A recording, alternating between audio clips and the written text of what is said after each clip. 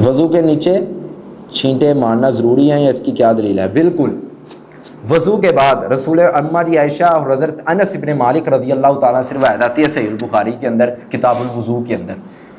हज़रत अनस बिन मालिक फरमाते हैं रसूलुल्लाह सल्लल्लाहु अलैहि वसल्लम जब वज़ू किया करते थे, जब अपनी कोहनियों को भी धो लेना, मुकम्मल वज़ू कर लेना, आप क्या करते थे, आप पानी का चुल्लू एक भरते और पानी का चुल्लू भर के आप अपनी शर्मगाह के ऊपर 3 छींटे मार लिया करते थे, 3 छींटे मार लिया करते थे। पूछा गया अल्लाह के रसूल आप ये क्यों अमल करते हैं? तो रसूल मुकर्रम सल्लल्लाहु अलैहि वसल्लम ने फरमाया कि बाद औक़ात इंसान नमाज के अंदर इंसान को वसवसा पैदा करता है, वसवसा डालता है कि तेरे पेशाब के कतरे निकल गए, हालांकि वो निकले नहीं होते, हालांकि वो नहीं निकले होते। जिसको अब बीमारी है उसके तो चले मारने को आता है, मगर जो सेहतमंद है वो इस तरह क्यों करता है? क्योंकि रसूल मुकर्रम सल्लल्लाहु अलैहि वसल्लम ने फरमाया है कि जब छींटे मारोगे तो अल्लाह इसकी बरकत से जो शैतान के वसवसे हैं अल्लाह आपको बचा लेगा, अल्लाह आपको बचा लेगा। तो इसलिए छींटे मारना ज़रूरी नहीं है।